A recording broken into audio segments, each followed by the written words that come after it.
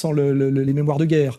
Il fallait que Le Pen, s'il était cohérent, quand il a choisi sa fille et choisi la stratégie de la dédiabolisation, se retire du front par le haut en écrivant un livre majeur qui ferait de lui un grand Français et qui l'aurait rendu inattaquable, un peu l'Antoine Pinet. Alors, pendant 30 ans, Antoine Pinet va tenir le rôle du sage, celui auprès de qui les hommes politiques de tous bords aiment à se faire photographier, celui à qui l'on demande conseil, celui qui détient la formule permettant de conserver popularité et confiance. Si on veut en faire un parallèle, hein, et qui n'aurait pas gêné sa fille, mais qui l'aurait aidé tout en pouvant dire exactement tout ce qu'il voulait. Qui est vraiment alors que là, qu'est-ce qu'il a fait? Une petite interview dans Rivarol. Je veux dire, c'est pas au niveau, voilà. Et donc, moi, je suis à la fois très attaché effectivement à Le Pen, mais il ne faut pas se voiler la face. Il est en réalité entièrement responsable de ce qui se passe en ce moment. Hein. Et c'est dramatique parce que ça prouve qu'en dernière instance, comme souvent, comme au moment de la phrase sur le détail... Je n'ai pas pu moi-même en voir, je n'ai pas étudié spécialement la question, mais je crois que c'est un point de détail de l'histoire de la Deuxième Guerre mondiale. Il n'est pas tout à fait au niveau de son, comment dirais-je, de ce qui aurait pu être sa destinée historique. Il y a toujours le moment où, pout, il va pas jusqu'au bout et il fait quelque chose qui n'est même pas, il se casse même pas la gueule, il fait un pas de côté. Hein, il assume pas jusqu'au bout. Hein. Je ne vais pas revenir sur le point de détail, mais la chambre à gaz est tout sauf un point de détail. Hein. C'est le comment dirais-je, c'est le nouveau Golgotha. Une religion dont le credo, plus jamais ça. Sous-entendu, demain le mondialisme ou le retour d'Auschwitz, sert aussi d'anathème contre toute résistance patriotique, et où la chambre à gaz prend désormais la place du corps, introuvable, du Christ ressuscité. Et il le savait très bien, c'est autre chose qu'il voulait dire au moment où il a posé la question. Hein. Et tous les initiés le savent, y compris ses ennemis, et donc il a été puni. Pour le même prix, il a pris 120 briques, 120 millions de centimes dans la gueule, il n'a pas dit ce qu'il pensait, et finalement c'est une casserole pour rien. Et donc, je suis dégoûté par ce qui se passe en moment au Front National, parce que je vois des maîtres collards qui viennent du lambertisme. Et je crois qu'à l'heure actuelle, sans que les gens s'en rendent bien compte, les droits de l'homme au quotidien, au jour le jour, sont en danger.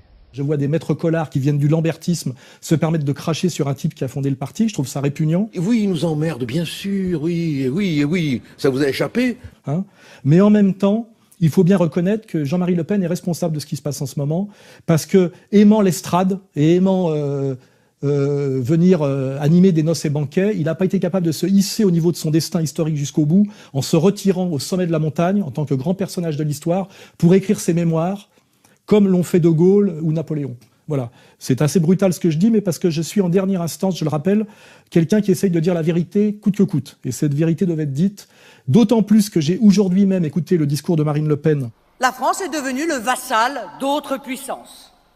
Soumise à Washington autant qu'à Berlin, elle court à sa perte, suivant des politiques qui ne correspondent plus à aucun de ses intérêts stratégiques.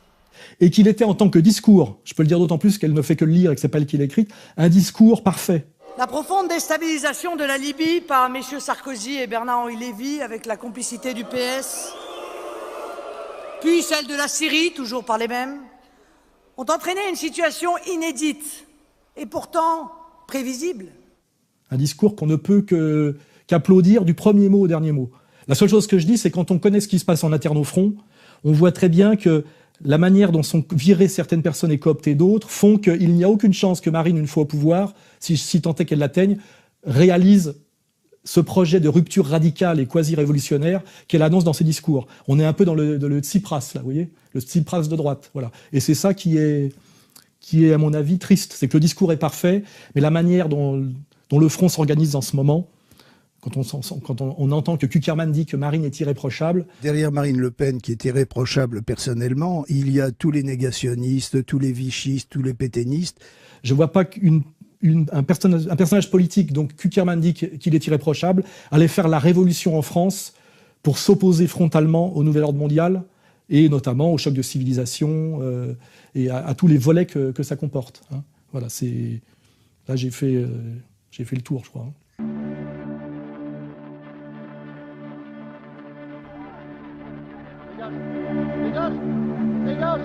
Dégage.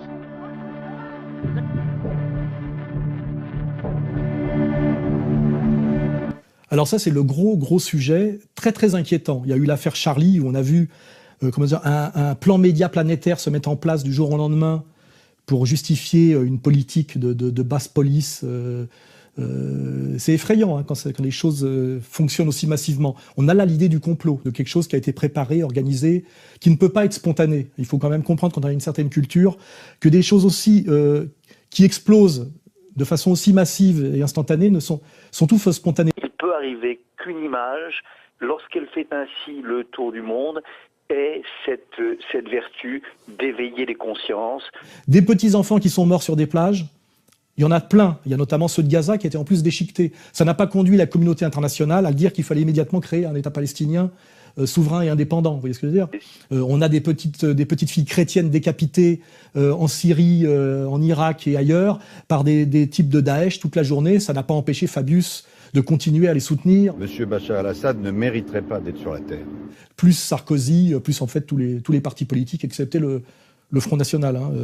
Donc l'instrumentalisation de ce bébé mort est typiquement une escroquerie politico-médiatique qui renvoie à la stratégie des French Doctors, c'est-à-dire quelque chose que nous avons inventé dans les années 70 avec l'ignoble... Des enfants français, c'est-à-dire, ils savent que tout le circuit est passé par l'éducation nationale, par la poste, par tous ceux qui nous ont aidés, et que chaque fois c'était un enfant parmi les 13 millions de Français.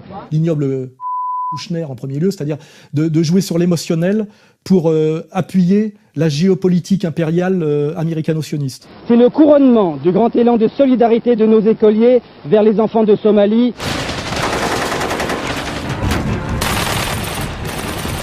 Cette déferlante migratoire est très terrifiante et inquiétante. Je pense que si on veut prendre de la hauteur de vue, la première chose qu'on peut dire, c'est que c'est une réponse du capital en crise à la crise du capital. C'est-à-dire que quand le capital atteint une crise majeure, il peut y avoir une réaction saine, qui est celle des 30 Glorieuses, qui est de rebasculer un peu vers le social et faire en sorte que le social reprenne le contrôle du capital au service du social. C'est les 30 Glorieuses, c'est le CNR, c'est ce qui s'est passé après-guerre parce qu'il y avait eu un bain de sang de 50 millions de morts. Après 50 millions de morts, on peut redevenir un peu sérieux et raisonnable. Là, on est exactement dans la stratégie inverse. La crise financière chinoise, qui va avoir des conséquences dramatiques en réalité sur la crise avancée financière américaine, c'est comme ça qu'il faut le comprendre, pousse en réalité l'oligarchie mondiale à produire une crise sociale de même ampleur que la crise économico-financière, afin de rendre tout ça ingérable et de ne pas perdre le pouvoir.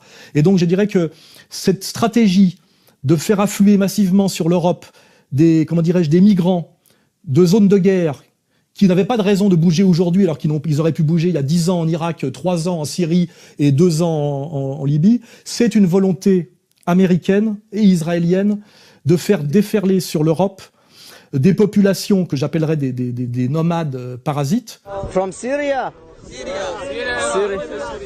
Syria. How is your life? Bad. Die Lebensmittel der ausgehungerten Leute.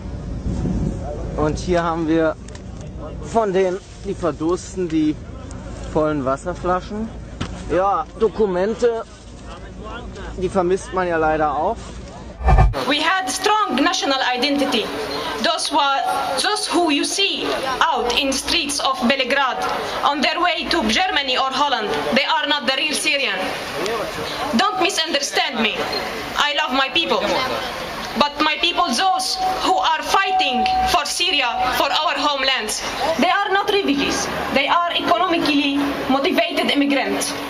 Afin d'empêcher tout sursaut national, quel qu'il soit, et toute cohérence populaire de défense contre la loi ultra-violente du capital en phase de chaos. Hein. Parce que il suffit de regarder Calais, quand le français paupérisé sera mis face aux réfugiés syriens, qui sont principalement des mâles jeunes de 20 ans. Hein. Très peu de femmes, très peu d'enfants. On horizontalisera les tensions, et on empêchera donc un peuple, quel qu'il soit, de s'unir pour lutter contre le capital. Et là, on est bien dans le titre de mon livre, « Demain, la gouvernance globale ou la révolte des nations ». C'est une stratégie de migration accélérée avec la collaboration de toutes les élites politiques européennes et de tous les médiatiques et des artistiques, qui sont toujours des collabos de tous les pouvoirs.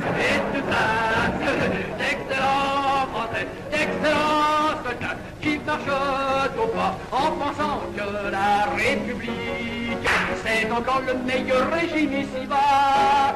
Ouvrir son cœur et son esprit, ouvrir les frontières de son pays. Cette stratégie de migration accélérée est à mon avis une stratégie d'empêchement par la destruction de tout sursaut patriote et national contre le nouvel ordre mondial en phase de crise capitaliste et financière avancée. C'est comme ça qu'il faut le comprendre. Et si on le prend à l'échelle française, ce n'est jamais que l'étape supérieure de la stratégie du regroupement familial. Le regroupement familial a été voulu par les loges, le capital et, on va dire, la communauté juive organisée de niveau mondial.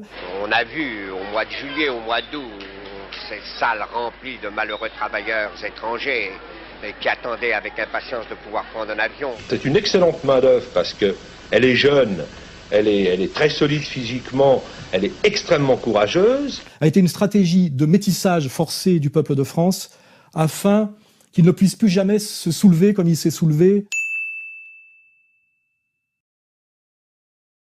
Vous voyez, c'était pour qu'il n'y ait plus jamais la possibilité d'un peuple qui peut se soulever sur des idées barétiennes. Vous voyez, mais là, on atteint une phase bien plus grave, avec toujours les mêmes d'ailleurs qui poussent à la soumission. Il y a des communautés syriennes, afghanes, érythréennes, kurdes en Europe. Eh bien, organisons avec eux, donnons-leur les moyens, avec une incitation financière, à organiser l'accueil. Mes grands-parents sont venus d'Allemagne au moment où Hitler était au pouvoir. Tout ce qui se passe aujourd'hui pour les réfugiés, ça a une résonance très forte pour les Juifs de France. Les livres d'histoire sont en train de s'écrire. On écrira un jour, mais très vite, dans quelques années, l'histoire de l'Europe avec un chapitre qui dira que nous avons laissé la Méditerranée devenir un cimetière marin, devenir un charnier. Il y a par conséquent peut-être une inquiétude française sur la question du rapport à l'autre, à l'étranger, à l'immigré, où on essaye de ne pas regarder en face ce qui a réellement fabriqué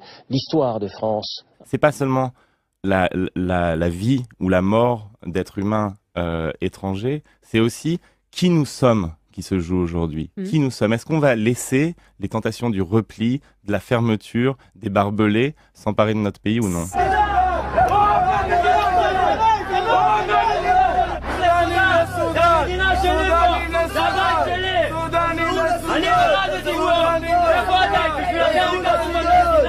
אנחנו גזענים כדי לרצות לשמור על החיים שלנו ועל השפיות שלנו. אז אני גאה בלהיות גזענית.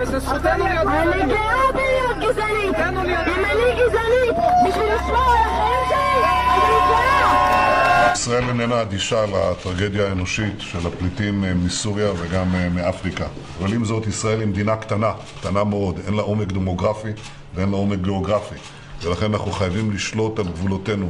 גם נגד מסתנני עבודה בלתי חוקיים וגם נגד מחוללי טרור. Enfin, on voit qu'ils montent tous au créneau pour dire que les Français, en période de chômage et de crise aggravée, doivent en plus accepter, au nom des droits de l'homme, toute la misère du monde que ces mêmes gens qui nous demandent, nous, peuple de France, de les accueillir, misère du monde qu'ils ont créée totalement par la destruction de l'Irak, à laquelle ils ont participé. Écoutez, d'abord, je ne suis pas un inconditionnel des Américains. Ouais. Je suis un inconditionnel de la chute de Saddam Hussein. C'est pire parce que Hitler a déjà existé. Alors que Saddam Hussein, c'est 50 ans après Hitler de tolérer et qu'on supporte ce qui s'est passé, ce qui est en train de se passer. Mais ce que la France propose, ce n'est rien d'autre que le maintien au pouvoir de Saddam Hussein, c'est-à-dire la mort lente des Irakiens. Bernard Kouchner se distingue en se prononçant en faveur de l'intervention américaine en Irak en 2003. Remplacer un régime dictatorial et assassin par une démocratie, ça ne peut que faire du bien par où ça passe.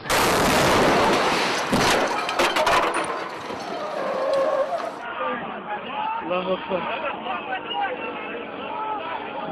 Allahu Akbar. Allahu Akbar. Irak, puis Libye, puis Syrie. Aujourd'hui, il faut bloquer les colonnes infernales qui sont en train de marcher sur Benghazi et qui vont créer un bain de sang. Kadhafi ne doit pas gagner, car si Kadhafi gagne, c'est la fin de tout espoir de démocratie dans beaucoup de régions.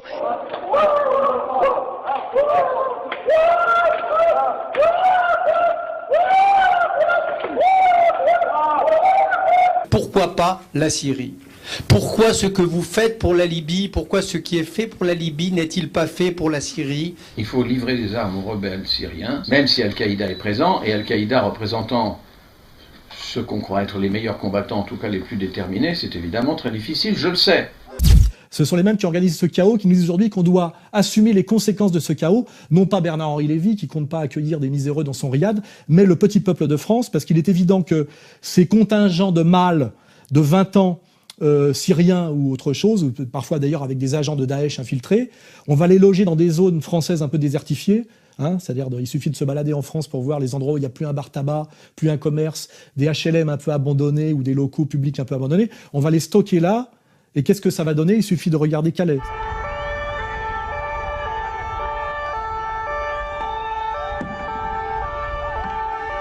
They're in danger every day, every minute. They're coming inside with the police. They want to kill each other. We don't know what to do. You have to do something. Someone has to protect us. They are in our houses. And please, show some respect in the country you guys live. Respect us. We live here 1,000 years and we plan to live here. And don't make us become extremes. Get out, please. It's a private property. You guys are violating your private property. Respect Greece. This is Greece. Ça va donner de la guerre civile généralisée bien horizontale. Hein. Donc on voit bien effectivement qu'il y a un projet de chaos et une gestion collabo du chaos programmé par toutes nos élites instituées. C'est le devoir de la France. La France où le droit d'asile fait partie intégrante de son âme.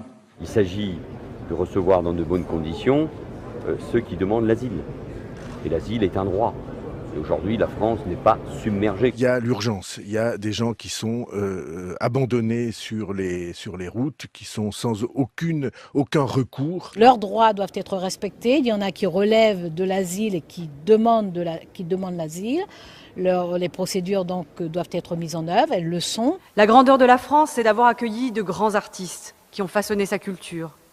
La grandeur de la France, c'est d'avoir toujours accueilli des migrants anonymes, des réfugiés inconnus, des enfants adoptés, et d'en avoir fait des ministres, et parfois même des présidents de la République. On doit accueillir tous ceux que nous pouvons accueillir. Nous avons à prendre une partie de la misère du monde. Quant aux Français, ils sont plus intelligents que ne le croient leurs élites. Ils ont parfaitement compris que accueillir des réfugiés, aujourd'hui, ils en sont tous d'accord. Et je dis qu'il faut le faire parce que nous n'avons pas le choix. Une chose est sûre, les migrants ne peuvent pas dormir dehors. Ce n'est pas acceptable, ce n'est pas digne. L'accueil des réfugiés, c'est ce que nous avons signé à Genève dans la Convention et qui nous oblige, non seulement c'est un devoir moral, mais c'est une obligation légale. C'est une obligation constitutionnelle, c'est une obligation internationale à laquelle nous avons souscrit, et disons-le, c'est l'honneur de la République. Mais si on est de gauche, si on est socialiste, même si les Français ne sont pas d'accord, c'est une cause humanitaire qu'il faut porter. Il faut le faire, il faut absolument les faire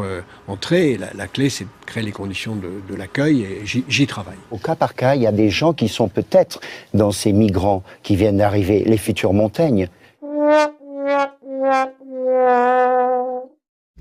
Et que là, on a vraiment, on se rapproche du camp des saints. On a vraiment un pays qui est la France, qui n'est plus en voie d'affaiblissement, dont la réponse pourrait être ma stratégie réconciliation nationale. Là, on est dans une phase de submersion et de chaos ingérable et qui va produire, à mon avis, des milices, de la violence pure, des viols, des prédations, etc. Et je pense que c'est ce chaos-là que veut le capitalisme du chaos pour pouvoir se maintenir. Voilà, c'est la stratégie du chaos généralisé. Et c'est la France est en danger de mort, là, c'est clair et net.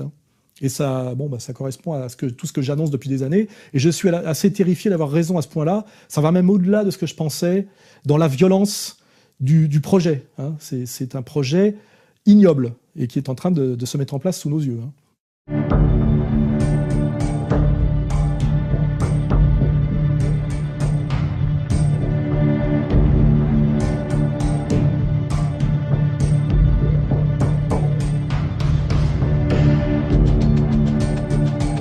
Alors ce qui est intéressant, c'est qu'on nous dit à la fois que les musulmans sont dangereux, on sait très bien que les zones dont viennent ces immigrés sont des zones où Daesh règne, qu'il est très facile, puisque ces combattants de Daesh sont en fait des nomades prédateurs, venus d'un peu partout, hein, ce ne sont pas des combattants syriens, et qui peuvent très bien à un moment donné retirer leur tenue de combat, se mettre en survêtement avec une paire de Nike et aller passer les frontières pour venir à la porte de l'Allemagne, de la France, etc.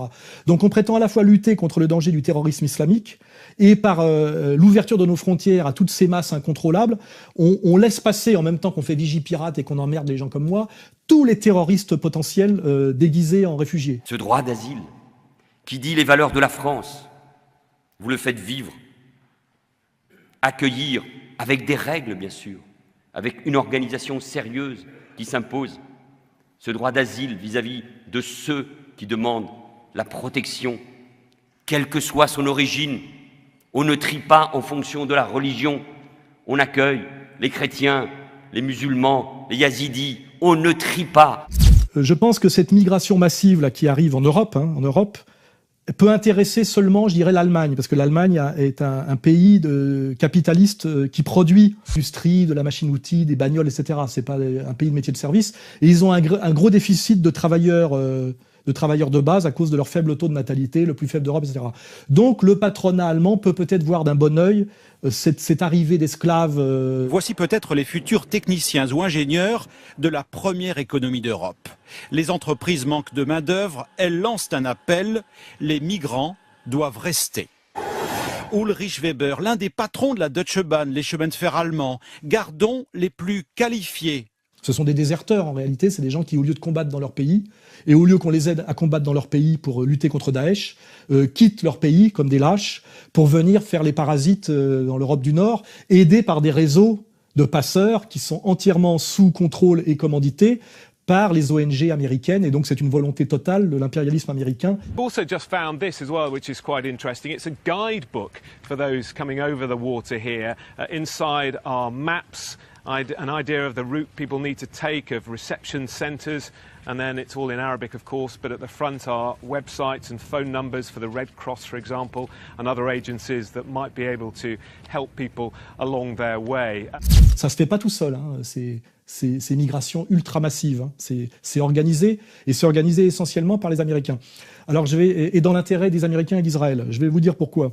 La crise chinoise, en ce moment, va avoir des conséquences terribles sur les États-Unis qui sont déjà en crise. Les Chinois, pour dégonfler leur bulle et revenir à un État capitaliste un peu mieux équilibré, en ce moment, ils vont dégonfler la bulle. Et donc, en fait, on est dans un monde avec trois puissances concurrentes, les États-Unis, l'Europe et la Chine. Les États-Unis, qui sont une puissance déclinante, ne peuvent pas s'en prendre à la Chine.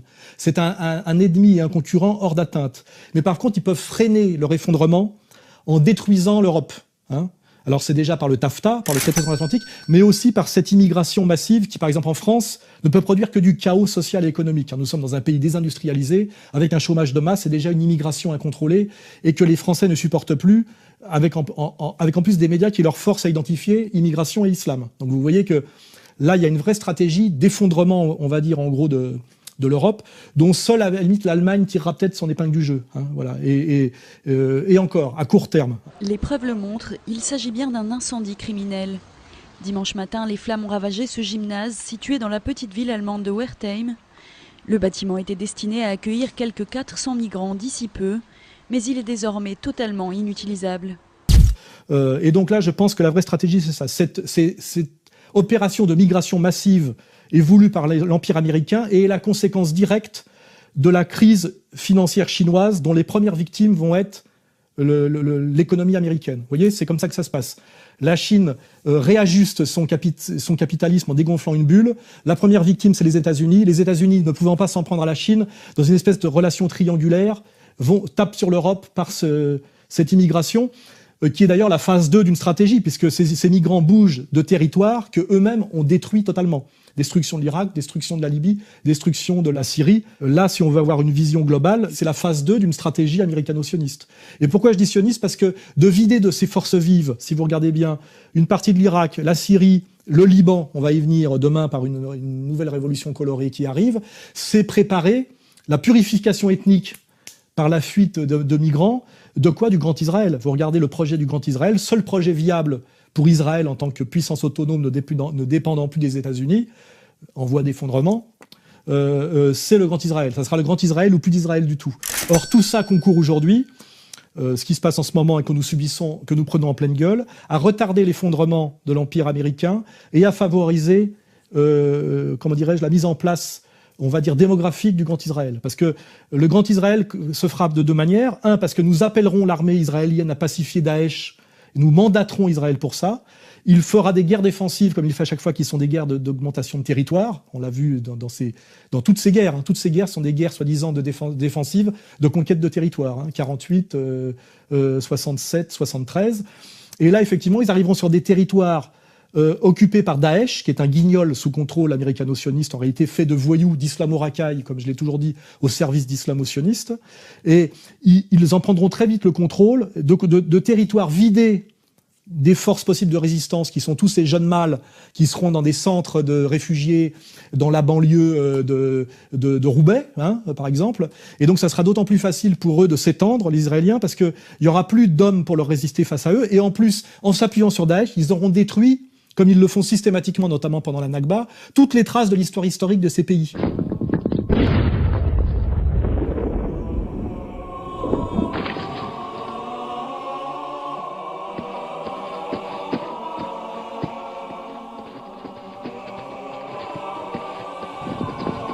Ethnic cleansing is an ideology that wants to get rid of one ethnic group in its entirety from the place where it lives. The second stage of ethnic cleansing is to erase these people from the place's history. Ils veulent réduire à néant l'héritage de l'histoire. Une opération de destruction et de propagande mise en scène par ces soldats du groupe État islamique. En faisant raser par Daesh, au nom d'un islam délirant et radical, toutes les traces historiques qui viendraient contredire le mensonge intégral qui est la mythologie biblique. Le texte biblique nous raconte l'histoire des Israélites venus de l'étranger et qui assiègent les cités cananéennes, puis les détruisent avant de fonder une nation dans le pays de Canaan. Mais l'archéologie nous dit exactement le contraire. D'après les fouilles, l'essor d'Israël est une conséquence de l'effondrement de la société cananéenne. Il n'en est pas la cause. Toute l'histoire biblique est un projet politique. Certes, une mythologie, mais une escroquerie historique. Ça n'existe pas. Donc la stratégie d'Israël, c'est toujours de détruire les histoires moyen-orientales qui montreraient qu'en fait, les Juifs n'ont aucune histoire dans la région.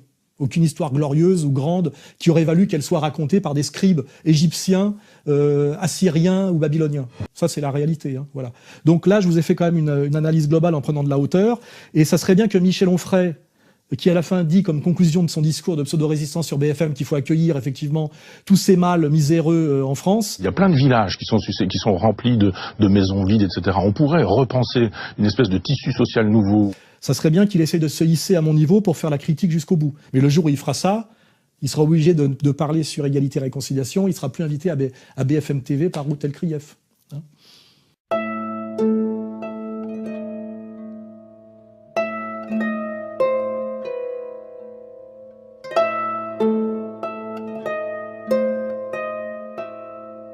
Alors c'est comme le début de la crise syrienne. Il y a une colère légitime d'étudiants libanais à cause d'une crise sanitaire due à la corruption et à l'effondrement de l'État libanais qui ne s'est jamais remis en fait de la guerre civile qui est la conséquence directe de son voisinage avec Israël. C'est au cours de l'invasion israélienne que ma conscience s'est éveillée. J'ai vécu toute cette période à Beyrouth. À l'époque, j'ai ressenti ça comme une profonde injustice. Les bombardements, les destructions, l'occupation sous lesquelles on a dû vivre. C'est Israël qui a détruit le Liban. Tous les Libanais que j'ai rencontrés, y compris les anciens pro-Gemayel qui ont fait le sale boulot, savent effectivement que la pire chose qui soit jamais arrivée au Liban, qui était la Suisse du Moyen-Orient, c'est d'être un voisin d'Israël et en même temps une puissance bancaire, un pays très développé et multiconfessionnel. Le Liban est une introduction privilégiée à l'histoire plurimillénaire du Proche-Orient. Au carrefour des influences historiques, il fait la jonction entre l'Orient et l'Occident méditerranéen, qui ne cessent de communiquer et d'échanger depuis la plus haute antiquité. C'est le seul pays qui a pu intégrer 17 communautés religieuses. Une juive, 6 chrétiennes rattachées à Rome, 5 musulmanes sunnites, chiites, druzes, alaouites, ismaéliens. Les églises catholiques font bon ménage avec les nombreuses mosquées, temples et lieux de culte. C'était un exemple, un rival et un exemple possible, vous voyez. Et donc, le Liban continue à être attaqué et détruit, en fait, par Israël, par ricochet. Là, on voit bien que c'est par la stratégie des révolutions colorées. Il suffit de regarder qui instrumentalise. Et on voit bien, effectivement, que tous les pays frontaliers d'Israël sont détruits soumis et détruits les uns après les autres, afin, effectivement, de permettre l'extension de la puissance israélienne et voire l'extension territoriale israélienne. Et ce qui est triste, c'est que les seuls qui résistent à peu près de façon cohérente au Liban, c'est Nasrallah, avec une alliance d'ailleurs avec le général Aoun, et qu'on leur met dans la gueule, par exemple, Daesh. Derrière ces montagnes, à la frontière syrienne, le Hezbollah affronte les djihadistes d'Al-Nosra et de l'organisation de l'État islamique. Le Hezbollah, qui contrôle cette région, a appelé les clans à former des mouvements armés pour l'aider dans sa lutte contre les djihadistes. Car l'armée nationale dispose de moyens limités, et dans cette zone qui échappe au contrôle de l'État, tout le monde est armé depuis toujours. On prend toujours des islamo-racailles pseudo-sunnites pour lutter contre des musulmans cohérents qui ont la même vision du monde que Sheikh Imran Hossein. Ils ont bien compris que le vrai combat, je dirais, sacré, devait être les vrais musulmans avec les vrais chrétiens. And so Russia has a tryst with destiny. And that tryst with destiny is to ally itself with the world of Islam, to liberate the Holy Land, and to bring back justice and peace to the Holy Land, when truth will triumph, and a Christian-Muslim alliance will achieve that success. This is the time for Muslims and Christians, Orthodox Christians, to hold hands together, reach out, to hold hands with each other. Les vrais musulmans et les vrais chrétiens unis contre les satanistes, en réalité, c'est-à-dire le monde vétérotestamentaire judéo-protestant, et c'est-à-dire le monde américano-sioniste. C'est l'analyse de Sheikh Imran Hossein, c'est la mienne, c'est celle de Nasrallah, et c'est même celle qui se met en place discrètement dans la tête et dans la politique de Poutine, si on regarde son évolution ces dernières années. Parce qu'à la limite, il y est contraint. Voilà.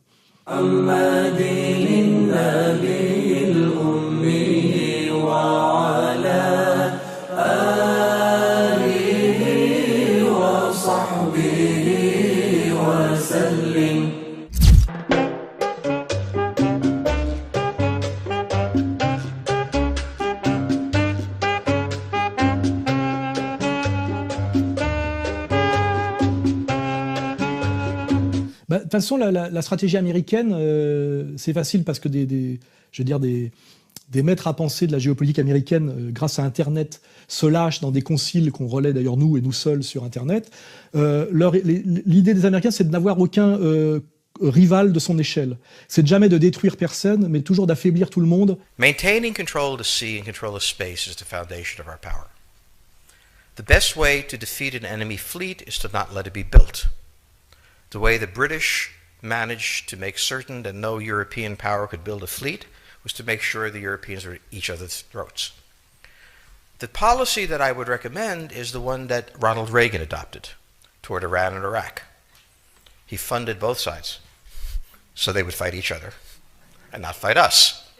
Donc on voit très bien qu'à un moment donné, il y a eu le sursaut chaviste en Amérique latine et qu'il a fallu que les Américains y répondent.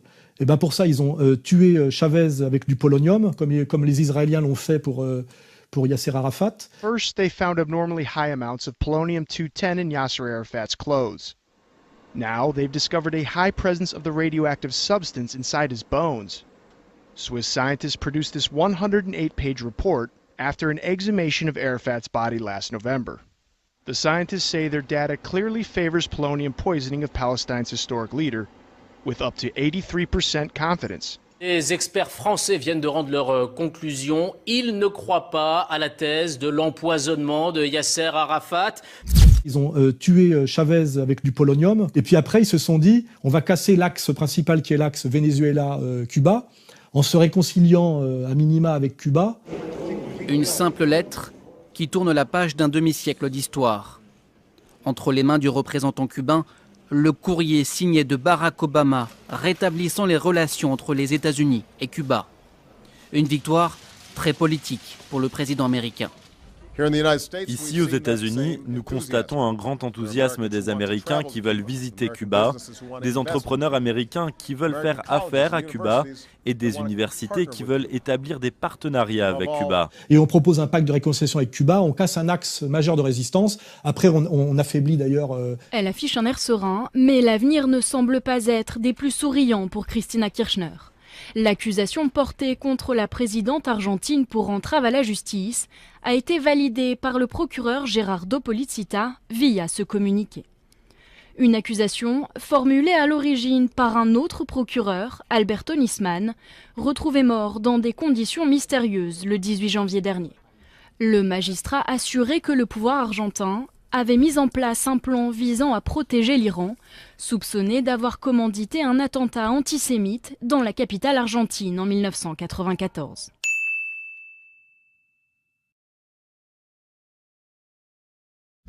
Oui, voilà, des autres pays pour casser ce que Chavez avait mis en place. De même, les Américains travaillent à un équilibre par la destruction systématique équilibrée des sunnites et des chiites au Moyen-Orient. Donc quand ça va un peu trop loin, au-delà même des intérêts immédiats israéliens, là pour une fois les Américains n'ont pas suivi les intérêts israéliens. C'est une visite hautement controversée que Benjamin Netanyahou vient d'entreprendre à Washington. Un voyage qui n'a pas reçu l'aval des États-Unis. Et pour cause, Israël vient dicter sa ligne sur l'accord que Téhéran et Washington doivent signer sur le nucléaire iranien. Je reconnais que le Premier ministre Netanyahou est en complet désaccord. Je ne doute pas de sa sincérité. Mais je crois qu'il a tort. C'est intéressant à faire remarquer. Ils se sont réconciliés avec l'Iran parce qu'ils n'ont aucune raison d'être fâchés avec l'Iran. Je rappelle que la demande permanente de l'Iran était en gros comment dirais-je, de ne plus être fâché avec les États-Unis. C'est pas un problème pour eux. Ils ont une longue histoire à travers l'époque du Shah d'Iran de pacte de coopération totale avec les Américains. President Kennedy and the Shah agree on the value of continued assistance to Iran's economic development program. I bring with me the heartfelt greetings of my countrymen to your people. Il y a eu la parenthèse de la révolution islamique, mais les élites religieuses chiites iraniennes qui sont aussi les élites économiques, faut pas oublier, faut bien comprendre que c'est le pouvoir religieux et économique est le même en Iran, c'est ce qui fait la force de l'Iran, mais c'est aussi ce qui fait qu'il faut comprendre que ce sont des religieux très réalistes, et en fait ils ne souhaitaient qu'une réconciliation avec les États-Unis qui acceptent qu'ils soient une puissance régionale. L'Iran est un peu au monde, je dirais, eurasiatique, ce que la France est au monde occidental. Une puissance régionale fondamentale, mais qui ne peut jamais être une puissance première. Vous voyez, c'est un peu on a un destin commun, enfin un destin parallèle. Voilà. Et en fait, les Américains n'ont aucune raison d'empêcher l'Iran d'exister localement et de revendiquer simplement d'arrêter qu'on les détruise et qu'on les harcèle et qu'on leur fasse des embargos, justement parce que ça permet effectivement de contenir un peu Daesh, qu'ils ont aidé au départ mais qu'ils ont un peu de mal à contrôler. L'Iran est tout simplement incontournable dans cette région du monde. Regardez, malgré les sanctions, l'Iran est déjà engagé militairement au Yémen. Il est également engagé en Irak, où il lutte contre l'un de nos ennemis, le groupe État islamique. Il est aussi engagé en Syrie, où là il soutient plutôt l'un de nos ennemis, le président Bachar el-Assad. Et c'est d'ailleurs ce qui inquiète les autres pays de la région. L'Arabie saoudite, mais aussi Israël. Avec la levée des sanctions, l'Iran va récupérer d'ici un an un trésor de guerre de 130-150 milliards de dollars.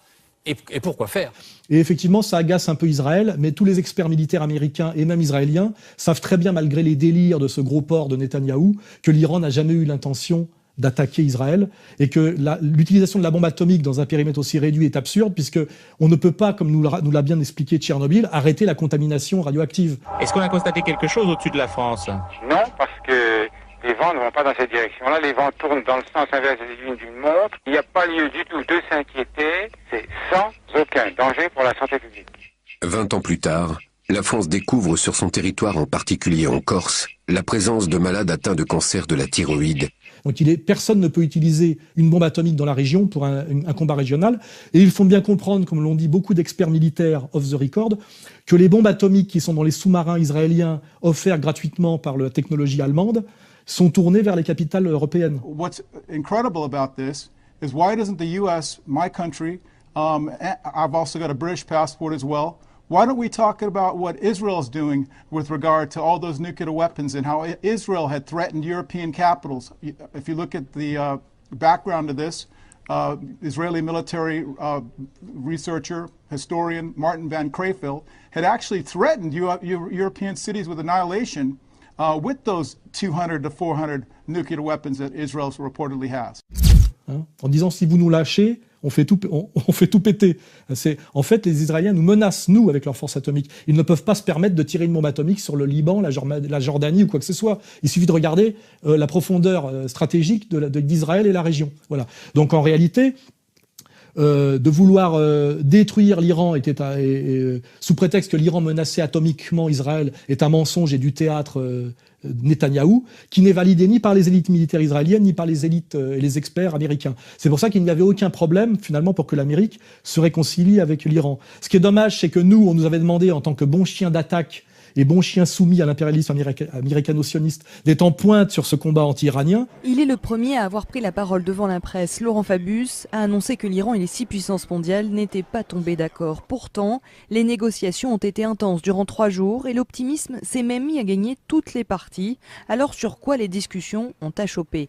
Pour la presse iranienne et certains diplomates français, Laurent Fabius s'est opposé à un accord. Ce qui nous a valu de perdre le marché Peugeot, etc., de perdre sans doute le marché atomique. C'était nous qui avions fourni l'atome du temps du Shah. On avait un peu la main sur le destin atomique civil de l'Iran.